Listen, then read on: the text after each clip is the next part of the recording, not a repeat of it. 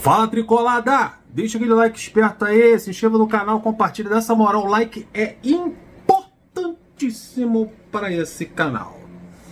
Cara, vamos analisar os jogadores. O Fluminense perdeu pro Botafogo por 2-0. O Fluminense tá triste não, cara. O Fluminense perdeu 2-0 pro Botafogo, a segunda derrota seguida, perdeu pro Cuiabá por 3-0. Agora pro Botafogo por 2-0. Mas a torcida do Fluminense cantou aí o final do jogo para homenagear os jogadores que classificaram o time para a final da Libertadores. A torcida tá confiante, tá feliz, mas o Fluminense tem que ficar esperto. Fernando! Ô Fernando! Ganso no meio de campo, com só o Ganso e o André. 4-2-4 contra o Botafogo, mas com Ganso. Pode até jogar 4-2-4, mas com Ganso. Só o André se matando ali no meio de campo. Tu já fez isso antes e deu ruim, cara. Não pode o Alexander sair do time titular. Tem o Marcelo também que tem que jogar no meio de campo. As laterais do Fluminense muito... A zaga do Fluminense muito exposta. Cara, tá tudo lá no meu vídeo anterior. Análise do jogo. Análise do jogo, vai lá dar uma conferida, deixa o like, já chega com o pé na porta, largando o dedo no like. Vamos falar dos jogadores nesse vídeo. Fábio salvou o time numa... Salvou o time. No primeiro 1 minuto de jogo, o Eduardo deu uma cabeçada e fez uma defesa espetacular. Depois fez grandes intervenções aí no final do jogo, aos 45. Uma grande defesa, depois uma outra grande defesa do goleirão Fábio. Tomou 2 gols, mas não teve... Foi influência dele na derrota do Fluminense. O Samuel é que sofreu um pouquinho com o ataque do Botafogo e apareceu pouco pro jogo. Saiu aos 28 minutos para a entrada do Ione Gonzalez. E quando ele saiu, o Fluminense ficou ainda mais desprotegido ali na lateral direita. Eu acho que o Diniz deu um mole aí, tirar o Samuel Xavier ali da proteção para aquele lado. Quase que o Botafogo explora por ali e consegue o 3º gol a favor dos caras. Então o Fluminense ficou bem desguarnecido ali na lateral direita, mas o Samuel se apresentou praticamente nada em termos ofensivos. Senti falta do Samuel, parecia nem quem estava jogando. O Nino tomou umas bolas nas costas, não só o Nino, também o Marlon. Teve um lance lá bizonho que um deu um passe pro outro, quase que o Botafogo toma a bola e faz o gol. Uma atrapalhada, um lance típico dos trapalhões, Didi tocando pro Dedé. Quase deu ruim. Os 2 gols do Botafogo foram nas contra-ataque, bola em velocidade, bola longa nas costas dos nossos zagueiros. O Marlon saiu logo com 28, foi o quê? 28 minutos? Isso, no primeiro tempo, 28 minutos para o Fernando Diniz tentar corrigir um erro na escalação inicial. Ele colocou Ganso e André. Aí ele lembrou que o Alexander cairia melhor ali. Aí, porra, o Alexander que eu tirei do time, por isso que o time tá mal. Aí, Alexander entra. Daí tirou o Marlon para colocar o André na zaga. Mas enquanto o Marlon esteve em campo, foi um sofrimento, hein? O Marlon tá lento, para todas as jogadas do adversário com falta. E o Nino sofreu ali com desentrosamento também entre os 2 zagueiros ali e a velocidade da equipe do Botafogo, né? Tiquinho, Júnior Santos, foi complicado ali pro Nino e pro Marlon. Na lateral esquerda, o Marcelo deu um bom chute aos 25 minutos para fora. Depois mais livre ali no meio de campo no segundo tempo, o Lima ocupando a lateral esquerda, outra hora era o Alexander ocupando ali. Então o Marcelo teve um pouquinho mais de liberdade para se movimentar e fazer jogadas no meio de campo. Depois teve a entrada do Diogo Barbosa, ocupando de vez ali a lateral esquerda, mas logo depois, 10 minutos seguidos, depois de 10 minutos da entrada do Diogo Barbosa, quando o Marcelo estava mais fixo ali no meio de campo, na criação de jogadas, Fernando Diniz vai emitir o Marcelo e tira o Samuel para colocar Ione Gonzalez e Léo Fernandes. Não dá mais para o Marcelo na lateral esquerda, isso aqui eu vou repetir de novo. O Júnior, acho que é Júnior Santos o nome do cara, fez botou bola na frente pelo lado esquerdo ali de defesa do Fluminense. Foi muito explorado aquele lado, no segundo tempo foi o lado direito, mas o Marcelo tem que vir para o meio de campo, não está dando conta ali na lateral esquerda. O André jogar do lado do Ganso é um engraçado. Olha como o André se ferrou nesse jogo. Ele começou com o Ganso ao lado dele. O Ganso foi vaiado, a torcida reclamando, o negócio todo. Daí só o André para marcar, roubar a bola e criar jogada. Praticamente foi isso.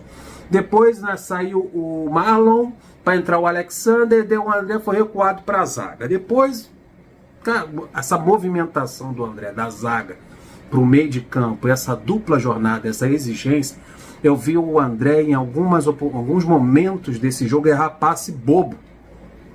Ver virada de jogo, ele pega a bola aqui na direita, vai virar para o outro lado e é interceptado no meio do caminho a bola.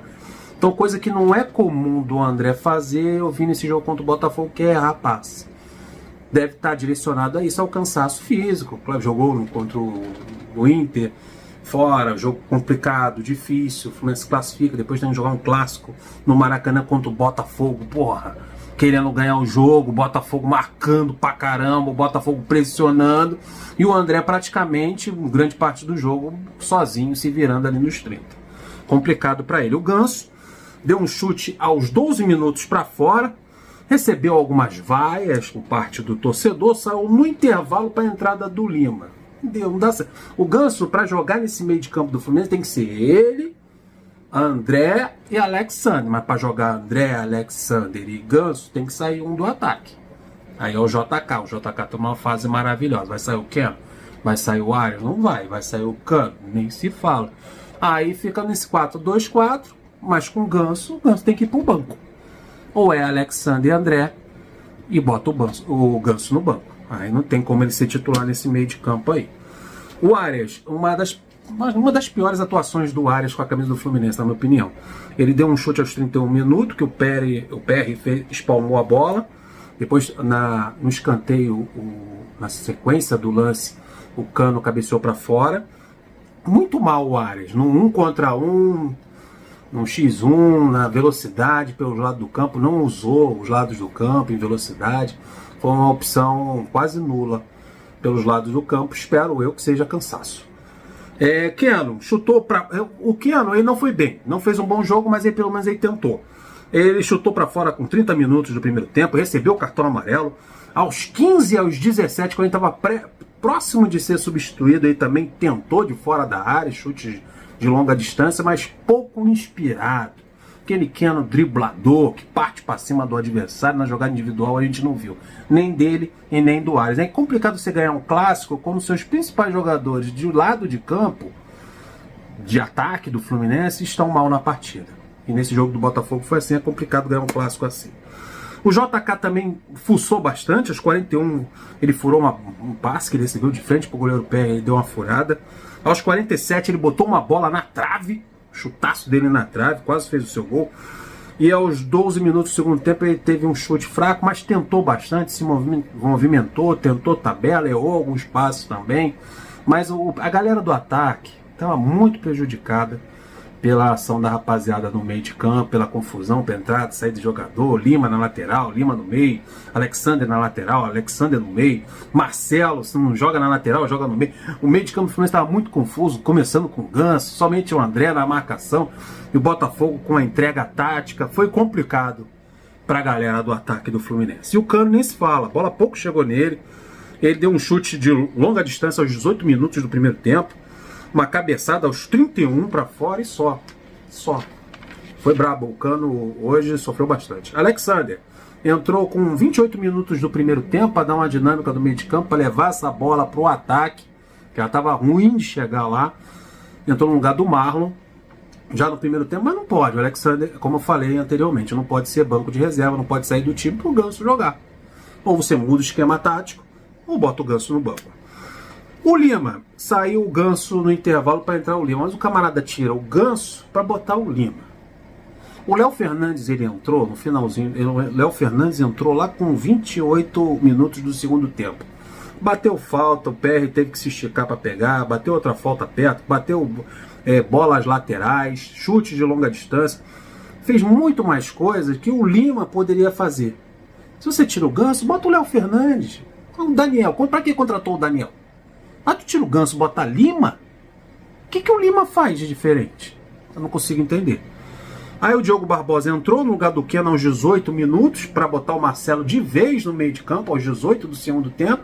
10 minutos depois o Diniz me tira o Marcelo. Aí não resolveu, não vai resolver o problema. O Diogo Barbosa também não entrou bem na lateral esquerda do Fluminense. O Léo Fernandes é isso que eu falei.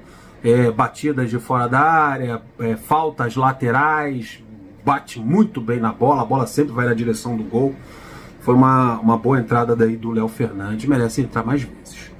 O camarada fez um golaço de falta, depois não teve mais chance, teve uma chance num jogo, depois o outro teve, quando o time era todo reserva, o Léo Fernandes teve que entrar quando tá o time titular, né, para mostrar todo o seu futebol. E o Ione, saiu o Samuel, lateral direito, entrou o Ione. Dessa vez o Ione não entrou na lateral direita, como aconteceu no jogo contra o Internacional, né? O Ione entrou na lateral direita no lugar do Guga, mas dessa vez o Ione entrou lá no ataque e não apresentou nada que se aproveitasse. E o Diniz, o erro dele foi realmente, na minha opinião, foi a escalação. Ter entrado com Ganso e André somente no meio de campo. O Fluminense ficou muito pressionado na parte defensiva, com as linhas do Botafogo muito alto. O Botafogo fez os 2 gols, recuou essa linha, esperando o Fluminense, os erros do Fluminense, a dificuldade do Fluminense em infiltrar. As trocas que o Fernando Diniz fez nas laterais, na lateral esquerda, o posicionamento do Marcelo, a entrada de Lima, não resultaram nessa infiltração, que o Fluminense tivesse mais chance, criasse oportunidades e pelo menos empatasse o jogo. As alterações não deram resultado. Um Diniz dando esporro pra cacete no começo logo aos 25 minutos do primeiro tempo, não resolveu o esporro que ele deu nos jogadores em rede nacional.